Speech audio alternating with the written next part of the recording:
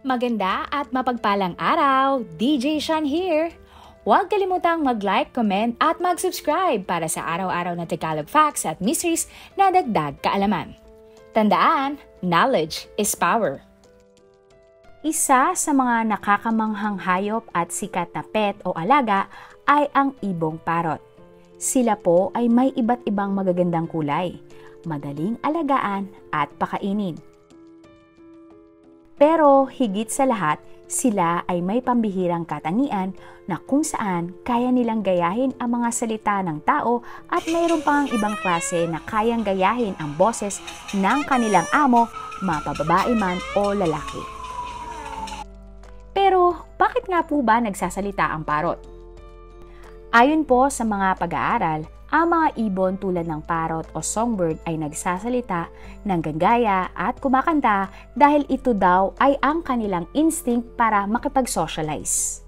Ito ay ang paraan ng mga parrots para sila ay maging parte ng grupo ng parrot o flock.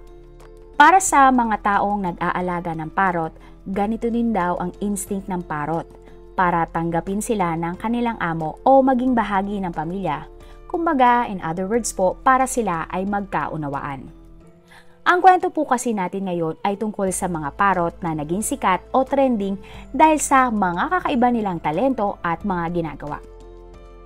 Star Witness. May 2015, sa Michigan sa Amerika, isang lalaki na si Martin Duram ang natagpuang wala ng buhay sa loob ng kanyang sariling bahay. Habang ang kanyang asawa naman na si Glenna Duram ay nakahandusay sa sahig. Pares silang may mga tama ng bala, pero si Glenna ay tila maswerteng nakaligtas. Ayon po sa mga naunang balita, nagpakamatay daw si Martin at si Glenna ay nadamay lang. Pero kalaunan, sa investigasyon ng mga pulis, lumalabas po na si Glenna pala ang bumaril sa kanyang asawang si Martin na ikinasawi nga nito. At pagkatapos ay tinangka ni Glenna na kunin ang sarili niyang buhay, pero sa di inaasahang pagkakataon ay siya po ay nakaligtas. Nag-intay ng ilang buwan bago kunan ng salaysay si Glenna dahil kailangan niya munang magpagaling.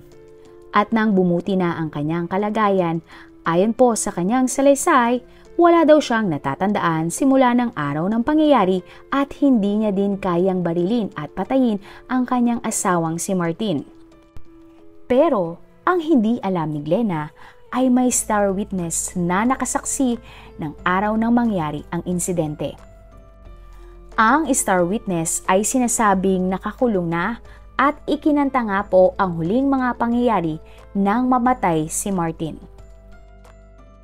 At ang star witness ay ang alagang parrot ni Martin na si Bud, isang African Grey Parrot.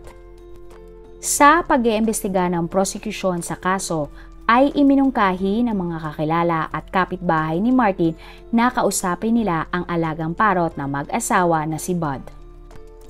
Ayon po kasi sa mga kapitbahay, si Bud ay matalino. Lahat daw ng marinig nito ay napipick up at ginagaya. Mahilig din daw magmura si Bud ayon sa nanay ni Martin. Matapos ang krimen at dahil wala na nga ang orihinal na amo, si Bud ay napunta pansamantala sa nanay at tatay ni Martin. Pero kalaunan ay permanenteng kinukop ng ex-wife ni Martin na si Christina ang parrot. Isang araw, narinig ng pamilya ni Martin na nagsasalita si Bud. Tila daw parang sinasadula ni Bud ang pagtatalo ng isang babae at isang lalaki. At pagkatapos ay nagsalita ng mga sumusunod.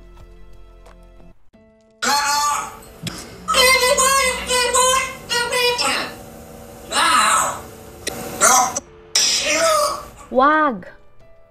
Manahimik ka. Halika nga dito. Huwag kang magpaputok. Paulit-ulit daw ito at natsyempohan nga ng mga kamag-anak ni Martin na makuna ng video si Bud habang nagsasalita. Naging trending ang video na ito at headline sa mga media sa halos buong Amerika. Ayon po sa ex-wife at magulang ni Martin, Naniniwala sila na mga salita at boses na ginagaya ni Bud ay ang pagtatalo na nauwi nga sa krimen ng kanyang dating amo na si Martin at ang asawa nitong si Glenna. Ano nga ba ang African Grey Parrot? Ayon naman sa mga parrot experts, ito ay isa sa mga pinakamatalinong ibon sa mundo. Bukod sa kaya nitong manggaya ng salita, ay kaya din daw nitong gayahin ang boses ng tao at pati na rin ang ibang hayop at iba pang tunog. Pakinggan naman natin ang isa pang parrot na si Einstein kung paano niya gayahin ang mga tunog ng ibang hayop at iba pang mga tunog. Einstein, can you help me call the dogs? Can you do a red wolf? How about an owl? Did that hurt? Cry like a baby? Einstein, are we in trouble? Good. Magaling din daw mag-memorize at mag-isip ang mga African Grey Parrot. Sa isang pag-aaral nga ay nahigitan o napantayan naman ni Griffin ang 21 Harvard students sa isang laro. Kaya niyang ituro kung nasaan ang basong may laman ng bola. Dagdag pa ng mga eksperto sa parrot, sensitive daw ang mga African Grey Parrot at sa kaso ni Bud, posible na parang na-trauma ito. Kaya natatanda niya at paulit-ulit niyang sinasabi ang mga salita kahit na isang beses pa lang niya ito narinig. Ayon naman sa mga abogado, hindi daw ito ang unang pagkakataon na ang isang parrot ay naging witness sa isang krimen. Ngunit, imposible na maging witness sa korte ang isang parrot. Para lang daw itong recording device at posible na narinig lang ito sa telebisyon, radyo o kaya naman ay tinuruan lang. Ayon po sa prosecution, kung kinakailangan ay hindi sila mag-aatubili na gawing star witness si Bud sa kaso laban kay Glenna. Pero noong August 2017, hindi nga pinayagan ng korte na maging witness si Bud na isang parrot para patunayan na nagkasala si Glenna Duran sa pagpatay sa kanyang asawang si Martin. Pero kalaunan ay nagkaroon din ng mga ebidensya laban kay Glenna. Kaya si Glenna ay habang buhay na nakulong sa kasong murder at felony firearm. Ang mga parrot ay magagandang alaga dahil mahaba ang kanilang mga buhay.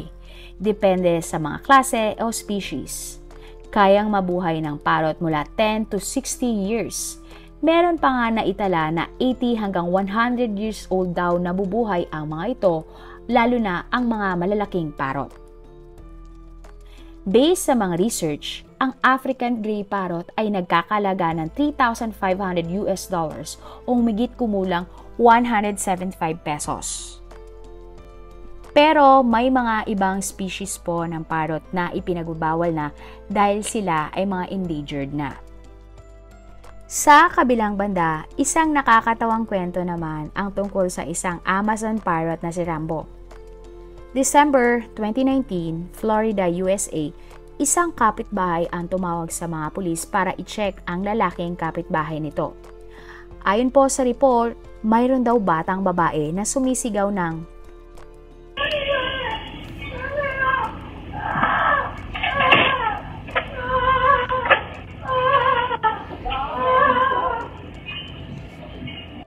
tulong at palabasin siya.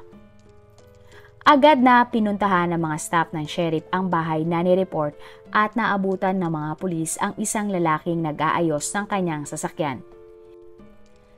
Kalmado lang ang lalaki habang kausap ang apat na mga pulis na sinasabi nga sa kanya na may nag-report na isang babae daw ang humihingi ng tulong. Sabi ng lalaki sa mga pulis ay sandali lang at pumasok ito sa kanyang bahay. At paglabas nga ng lalaki ay bitbit niya ang kanyang alagang parrot at ito nga ay gumagawa ng malakas na ingay. Siya ang sumisigaw ng tulong at palabasin mo ko. Namangha at natawa lang ang mga polis at kalaunan ay ipinakilala din ng lalaki sa kanyang kapitbahay ang parrot. Ayon kay Jason, ang lalaking may-ari sa parrot na si Rambo, inilagay niya sa labas ng bahay si Rambo dahil siya ay nag-aayos ng kotse. 40 years old na nga si Rambo at bata pa lang daw ay alaga na ito ng kanyang mga magulang. Isa sa mga unang salitang itinuro niya dito nung bata pa sila ay ang tulong at palabasin mo ko, lalo na kapag ito ay nasa kulungan. Ang tawag nga ng mga anak ni Jason sa parot ay Uncle Rambo dahil 40 years old na nga ito at parang matanda nga magsalita. Talagang nakakabilib ang mga parot dahil sa pambihirang kakayahan nila na magsalita at angking talino. Nakakatuwa sila, ano po? Ikaw, mag-aalaga ka ba ng parot? Marami pong salamat sa inyong panonood. Hanggang sa susunod na episode at kaalaman. Huwag kalimutang mag-comment ng inyong mga suggestion, mag-like at mag-subscribe para sa Tagalog Facts at Mysteries by DJ Sean. God bless everyone!